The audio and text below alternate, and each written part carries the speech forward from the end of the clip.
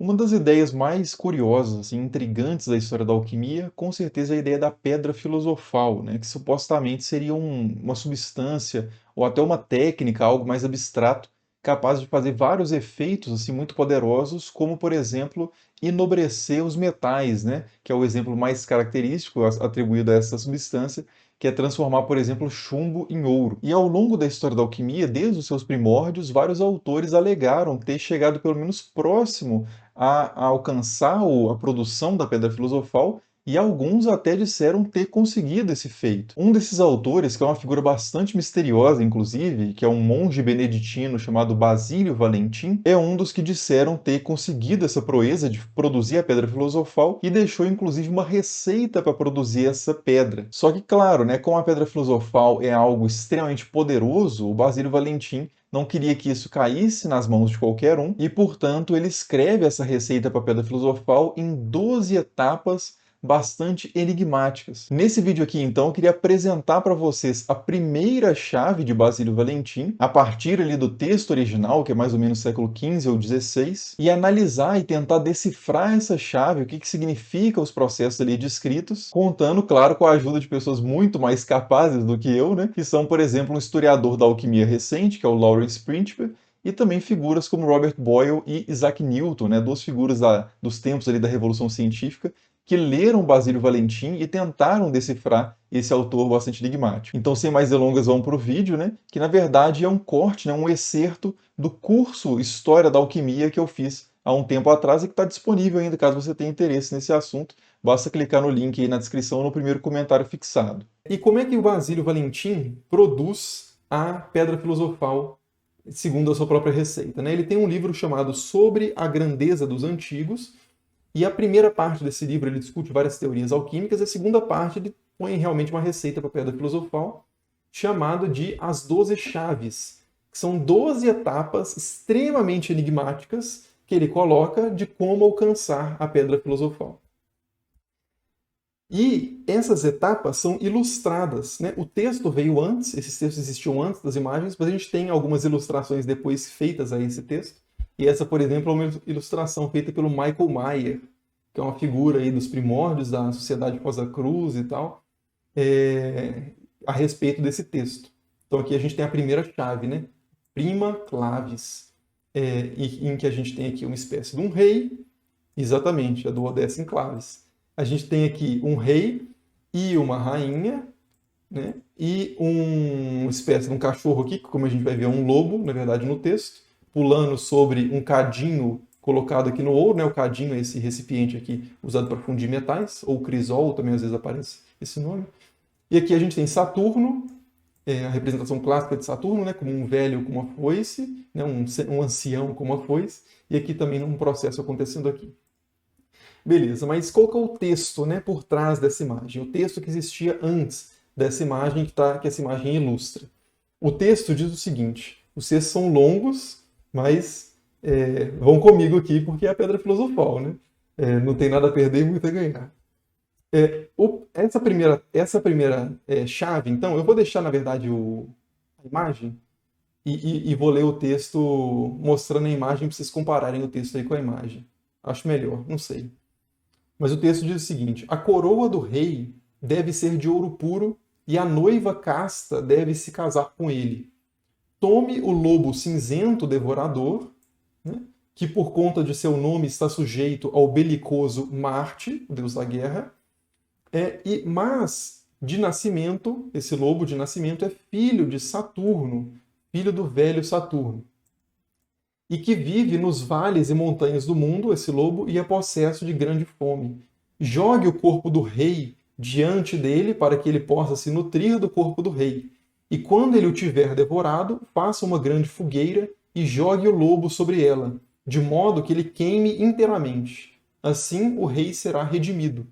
Se isso for feito 3 vezes, o leão venceu o lobo e nada mais será encontrado para consumir. Assim, nosso corpo está completo no início do nosso trabalho. Então depois vocês podem voltar a esse texto aqui, mas vamos tentar decifrar esse texto. Várias figuras históricas tentaram decifrar esse texto com sucesso, índices de sucesso variados, inclusive Robert Boyle, um dos fundadores da Royal Society, que, como a gente viu, conseguiu decifrar experimentalmente de forma satisfatória até a terceira chave, e Isaac Newton também é outra figura que comentou, né, e trabalhou em cima dos textos de Basílios Valentinos. Inclusive traduziu textos de Basílios Valentinos para o inglês. Mas então, o que esse texto quer dizer em termos materiais, né?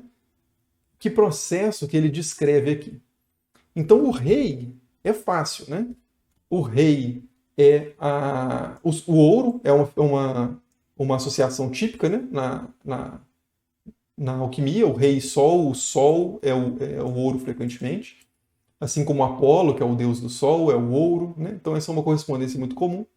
O rei, então, provavelmente aqui é ouro. Agora, esse Saturno aqui, né? Saturno, como a gente viu aqui na correspondência dos planetas, é. Aqui, ó, cadê Saturno? É o chumbo. Então, possivelmente aí esse Saturno, esse lobo que é filho de Saturno, tem alguma coisa a ver com o chumbo. Não é exatamente o chumbo, mas é filho do chumbo, né? Então, uma interpretação proposta para esse texto é de que o lobo é antimônio, que é um elemento que era considerado um metal. Hoje eu não sei como é que isso está na classificação química, eu acho que ele é um semimetal, sei lá. O antimônio é uma substância que na época era considerado um metal e era um metal da família do chumbo na classificação do contexto em que Basílios Valentim escreve. Então, possivelmente aí, esse lobo, filho de. Que por natureza, né? Por natureza é filho de Saturno, poderia ser o antimônio, porque também, como esse lobo, pelo seu nome, está sujeito ao belicoso Marte, né, o deus da guerra, Marte, o nome do antimônio em alemão, que é a língua na qual o Basílio Valentim escreveu, né, é Spießglanz, que significa lanças brilhantes, né? Spießglanz. Então, esse é o nome para o antimônio, lanças brilhantes. O símbolo de Marte, né? O deus da guerra aqui, é a lança e o escudo. A gente pode até voltar aqui, ó, aqui, né? Marte, né? O símbolozinho do Marte é o escudo e a lança, né? Então, aqui, o antimônio possivelmente seria o lobo, portanto, né? Porque de nome ele é próximo a Marte e de natureza ele é próximo ao chumbo, ao Saturno, né? Então, beleza.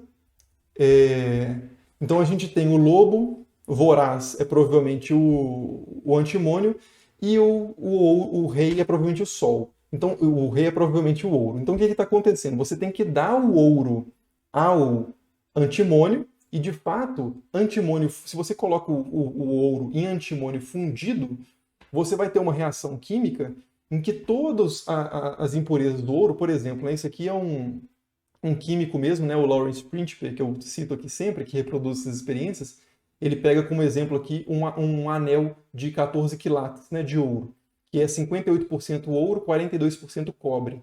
Se você joga isso em antimônio fundido, essa liga metálica, que é o ouro 14 quilates, vai dissolver instantaneamente.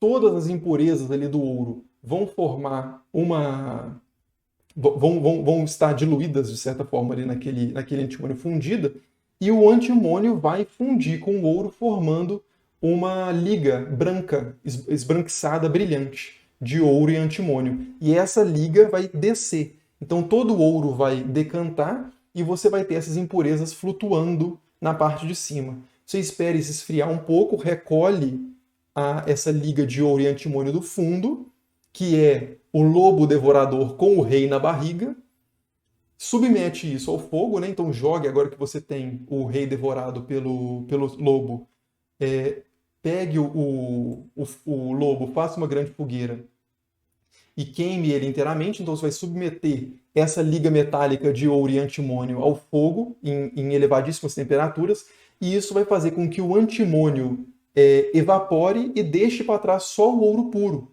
Isso também é algo que se comprova experimentalmente.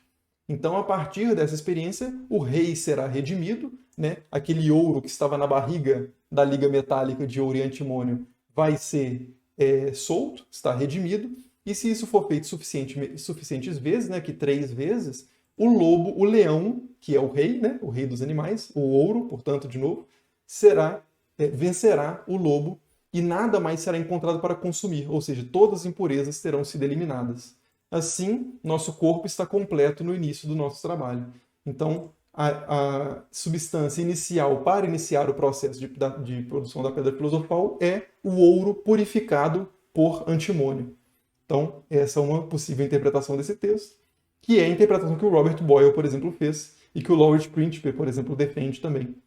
Então, a gente tem esse processo aqui de purificação como a primeira chave das 12 chaves de Basílios Valentinos. Dá para fazer mais uma chave? Vamos ver se dá para fazer mais uma chave.